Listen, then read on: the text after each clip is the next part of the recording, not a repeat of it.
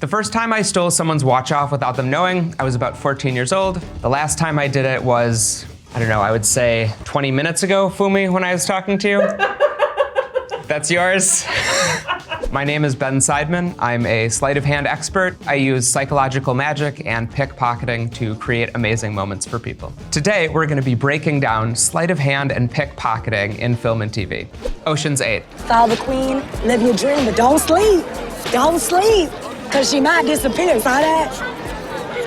Lit, right? Yeah. She came back though, she likes you. If you have someone running a con game like the 3-card Monty, they would never do a magic trick to start off. She makes that card disappear using a back palm vanish. I don't mind tipping that because they actually show how it works in the clip, they kind of reveal it. But you'd never actually do this in real life. If you're running a con game, you wouldn't reveal the fact that you can do sleight of hand. It's a little like standing in line at the bank and just loudly going, "So I've been watching YouTube videos on how to crack safes. Am I next?" And we're following the queen. Where's she at?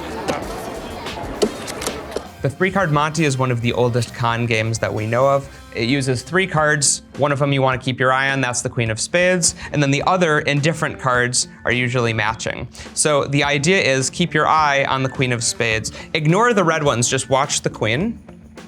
And you probably think it's right there, right? On the table, right there? Oh, in my hand, you think it's right here?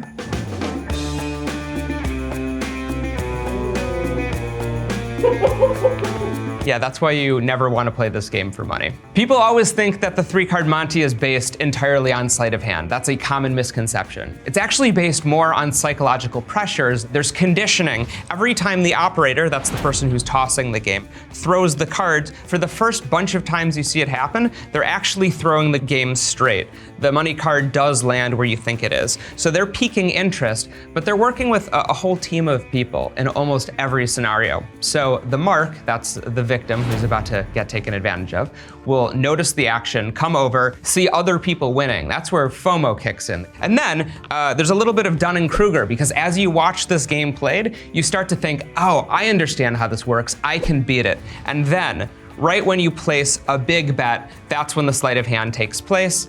Even if you guess the correct one, someone's gonna put more money on a different one. You'd never wanna play this game on the street. You literally cannot win. There's no hard feelings.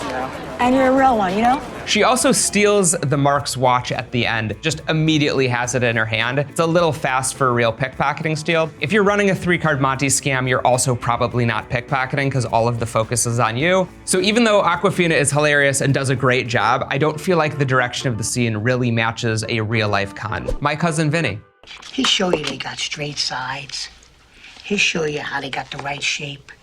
He'll show them to you in a very special way, so that they appear to have everything a brick should have. I love the fact that they did this without any camera cuts. You see one card, and then he's talking.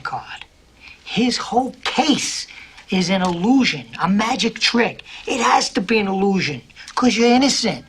And then it changes to another card. We don't cut away, the camera stays on him the entire time. Joe Pesci just nails that. That's about as good a demonstration of sleight of hand that you're going to see from a non-magician. The fact that the narrative works in tandem with the sleight of hand also really helps hide the method, because your brain is attracted to what he's saying, and I just think it's fantastic. There's literally thousands of ways to change one card into another. There are volumes of magic literature written about this specific topic. In fact, there's probably more books on magic and sleight of hand than there are any other performance art in the world. A simple card change that you can learn involves taking the bottom card, the King of Hearts, and then changing it to a different card. You're essentially doing what's called a second deal. My buddy Sal Piacente covered this in his VF review on card cheating.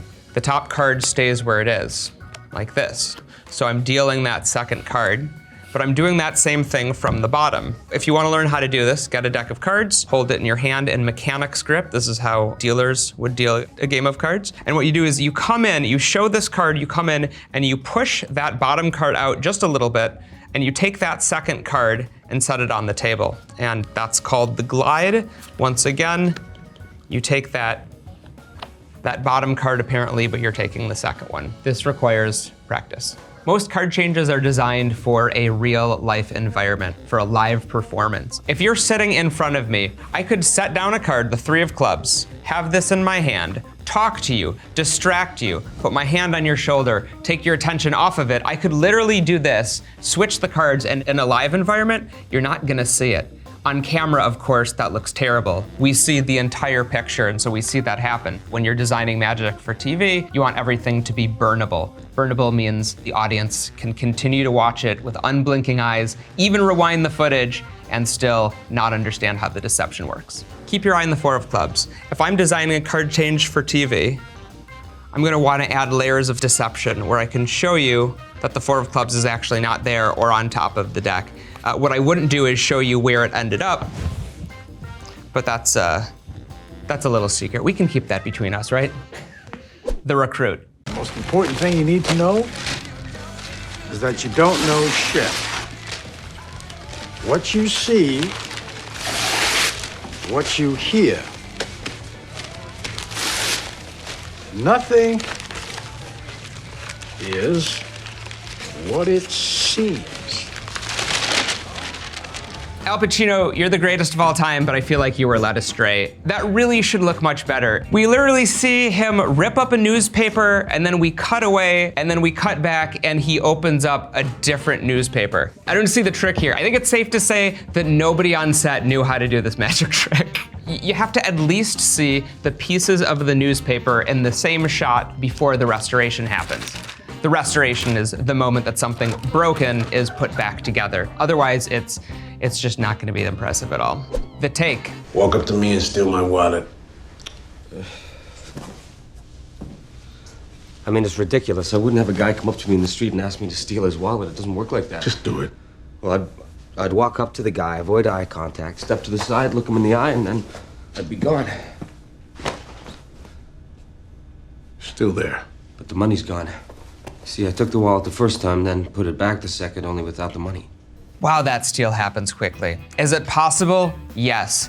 Is it plausible? Especially doing it twice in a row under repeat scrutiny, that's a little dicey, although I'm not gonna say it can't be done. It would probably take a little more direction of attention than he did. If the wallet's laying in bed, they call it, it means that the wallet's tilted to the side or it's laying down. That wallet would have had to be in the perfect position. There was very little fanning where he touches his body. He just went right in and right out. You didn't see him kick the poke at all, hitting the person's jacket to flip the wallet back up, which allows you to do the dip and steal the wallet more effectively.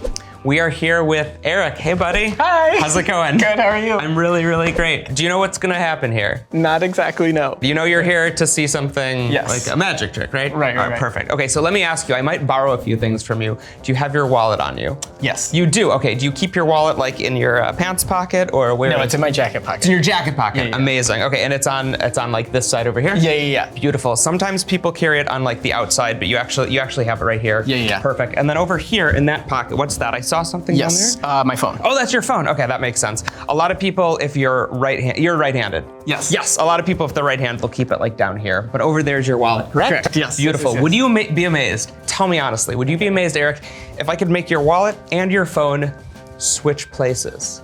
Yeah, What if I did it standing over here? Would that be amazing? of course, yeah. Switch places? Yes, okay. No. Oh my God. Okay. Okay, and those are yours? Yes, those are mine. You didn't feel me take those? No. Oh, beautiful. Okay, I did see, do you have AirPods in your left pocket? Yes. Okay, you can always see the shape. AirPods are interesting, actually, because even if someone's wearing skinny jeans, you literally just ride them up and they pop out into your hand. In a crowded area, you can bump up against someone and just swipe those out very, very easily, just because of the shape. They naturally move through the pocket very easily. Focus. All right, you ready? Yep. Hurry! Oh my God, somebody help! Let Please, me go somebody help! Maybe we can someone over here. Just stay with me. God damn it! Somebody get somebody. Somebody call a doctor. There is so much goodness in that clip. That's a big testament to Paula Robbins and Ava Doe, who are the consultants. Typically, a wire mob is going to all work together to steal one specific thing at a time. Wire mob is a term for pickpocketing team. Typically, with a wire mob, you have the steer. The steer scouts the mark and finds what they're looking for. Then there's the stick. That person holds the mark in position. They might ask for directions or pretend to spill something on them. Then you have the shade. This person is going to block the eye line of the actual steal from happening. Then the mechanic, the dip, or the wire, that's the person who we think of as the pickpocket. They're actually doing the steal.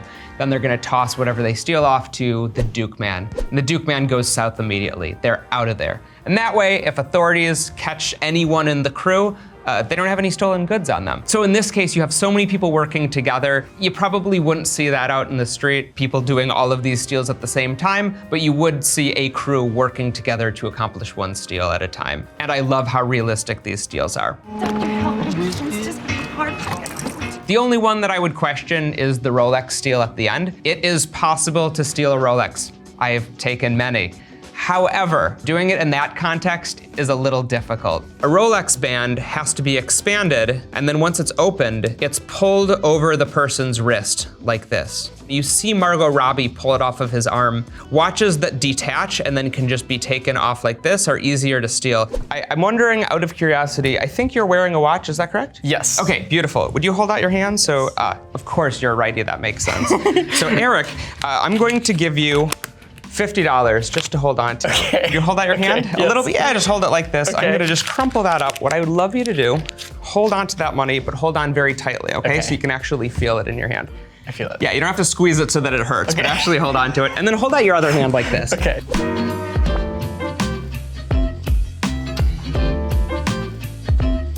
What I'm gonna have you do next is imagine that the bill is not here, but over here in this hand. You know that can't happen. And while you're paying attention to the bill that was in your hand, Yes. little gift for you. Watch. Oh my God. Okay. That would be it. Oh, and I also grabbed your sunglasses. No. You might want to take these back. Oh my God. Okay. Thank you. Uncharted.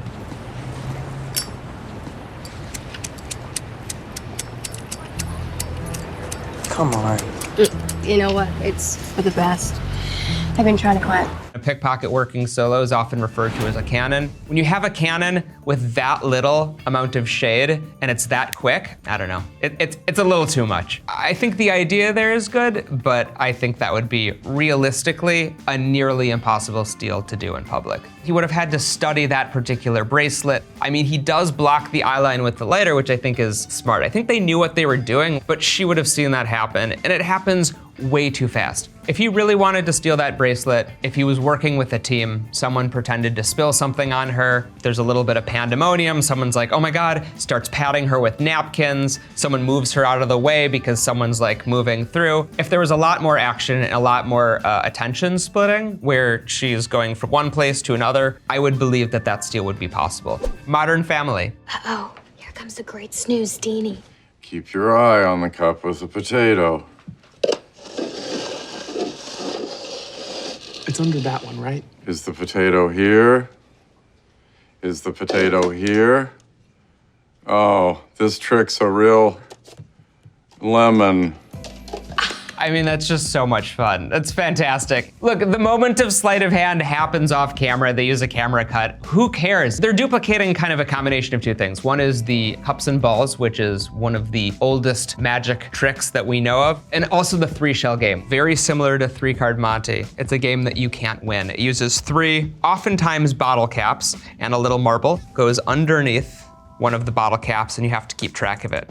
I'll even show you that it stays in the middle. It stays in the middle the entire time. Just remember that the marble stays in the middle the entire time. Do you think it's under 1? Do you think it's under 2? Or do you think it's under 3?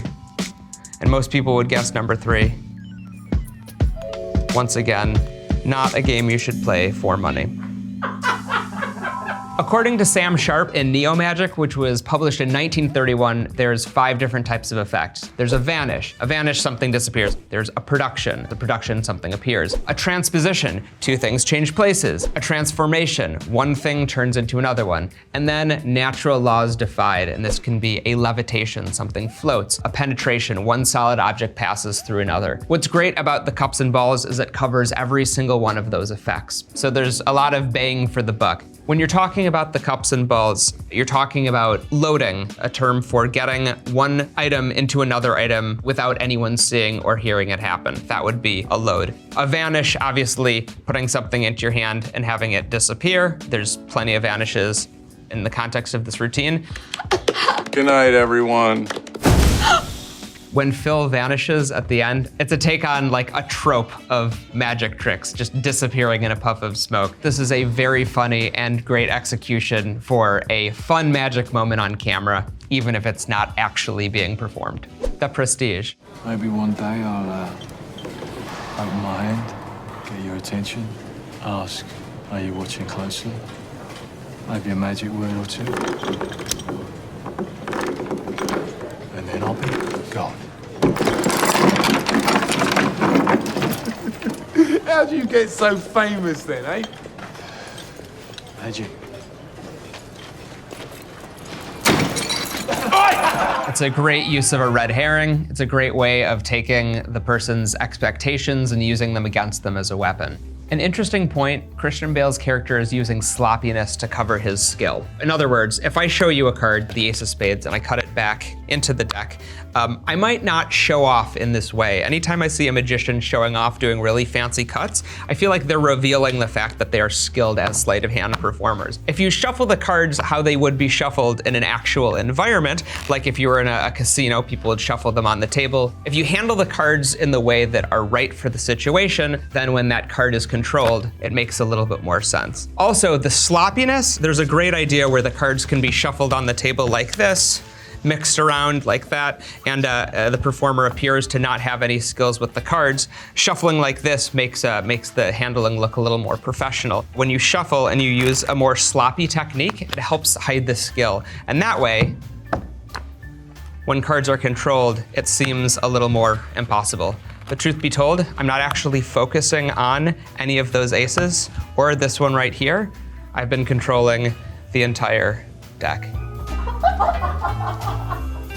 Hear that laughter? That's why we do what we do.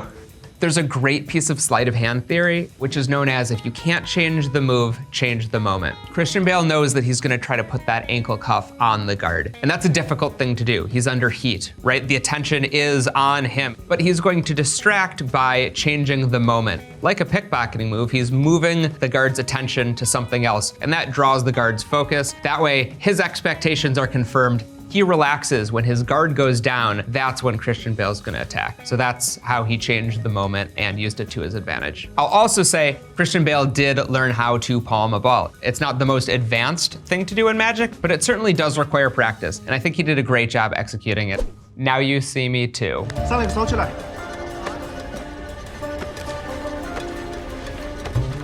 冇喐啊，冇喐嚟喐去。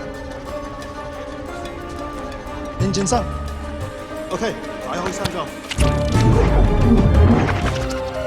I do like how they're using real methods for concealing cards. You can keep the card in palm and move it around and show both of your hands empty. There's certainly a lot of jumping the shark here, I think, but there's also some realism. You can certainly hide cards around your hands. You can throw them. People who get really good at card throwing can scale them very, very far and very hard. Alexander Herman, Howard Thurston, those are 2 great historical magicians. Both used card throwing on stage as stunts. Also, the late great Ricky Jay wrote a great book called Cards as Weapons, and he was famous for throwing cards on stage and doing amazing stunts with them. There are different grips used when throwing cards. The Herman grip, which is holding the card at one of the corners like this with the thumb on top. Then the wrist is snapped and the card flies off using the index finger as a pivot point. I prefer the Thurston grip where the card is clipped like this. Ricky Jay had his own grip, but when you're throwing cards, you hold on, you snap the wrist.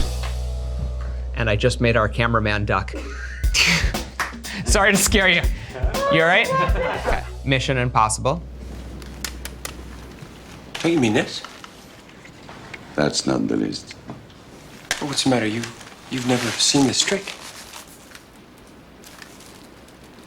It's possible that CG was used. It looked that great. I mean, Tom Cruise is so committed to his roles that it's possible that he did it for real. I think, though, this is a combination of sleight of hand and also a gaffus. A gaffus, or a gimmick, is some sort of trick apparatus that contributes to the effect. One thing I love is that Tom Cruise closes a door when he flicks the CD and we hear the sound. Closing doors, this is a magic and sleight of hand term. It means canceling out possible methods in the audience's mind. In other words, if I have 3 coins and I want to make these coins disappear, the first thing I might do is show you that they are solid silver coins by showing you both sides. Next, I would probably explain that my sleeves are rolled up. I want to point that out so you actually see that my sleeves are rolled up. I'm going to keep all of the coins in view, in frame, and I'm going to move slowly. And with all of those things in mind, if you watch the 3 coins, your brain actually starts to trick itself into thinking that what you're watching is real magic. Because if enough doors are closed, that is the only answer, which is why I show you the front and back of my hands. Watch that second coin right here, that one is gone. And while you're busy thinking about that second coin, the third one has already left. And that's how you close doors. The best type of magic uses combinations of methods layered on top of each other. Makes it much more difficult to deconstruct a trick and figure it out. Action replication with method alteration is also another one. I might take a coin, show it to you, make that coin disappear, like this. I might repeat that action over and over and over again. I know that I'm going to do a sleight of hand move, but by putting the coin from one hand to another, I'm conditioning you to believe that the coin is where I want you to think it is. And I do that by replicating the same action, but varying what I'm doing. Jackass Forever. Today, I'm going to wow you with my supreme skills of prestidigitation. Oh, fuck! Oh, shit! I know for a fact that there's a magic consultant who worked on that film, and that's because I am that magic consultant. Every now and then I get a call from Knoxville saying, hey, I wanna pull flowers out of my pants or something like that. And then I help them out. I designed that hat for them. This is not sleight of hand, this is a use of a prop. It's apparatus. I literally designed the hat so it would do the work for him. Not all of the milk stayed in the hat. Look, there's only so much I could do. When that bull hit him, it was a lot of force. But it was a fun magic trick to include, and anytime he calls me, I'm happy to help work on the weirdest project imaginable. Ant-Man and the Wasp. Hey, you try and entertain a 10-year-old when you can't leave the house. You know the lengths that I've gone to? Close-up magic. I learned that. Vanishing a card, and then bringing it back. This is a classic piece of sleight of hand. This is published in a lot of beginner books on sleight of hand. I don't use it because a lot of people already know how it's done, but there are great card manipulators who take this and use completely different methods to achieve the same effect, but by showing their hands completely empty the entire time. And it adds those layers of deception and makes it really, really amazing. How'd you do it, Scott? Do what? The card trick. Seriously? I think that most people who would learn this would be able to do it with just a few months practice, probably. Can you knock? 3 years later, Randall Park's character learns this, he performs it. James E. Wu, FBI. But I think they both did a relatively good job. Cruella. Stealing stuff. I'm really sorry. Do you know if Piccadilly is... Really? Really? Really good. This is me. What's that expression from the movie Jerry Maguire? You had me at Chihuahua with an eye patch. It's a fun scene. I mean, the pickpocketing, he probably wouldn't actually make eye contact as he was stealing because he wouldn't want to be identified later. He's acting as the entire team himself. The wallet steal on the outer jacket pocket, I do buy that. I think Emma Stone did nail that, but it's just a fun scene overall. I mean, come on, that dog, who doesn't want that dog?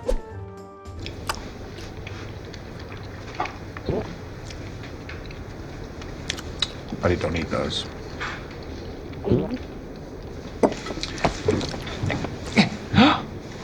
Oh!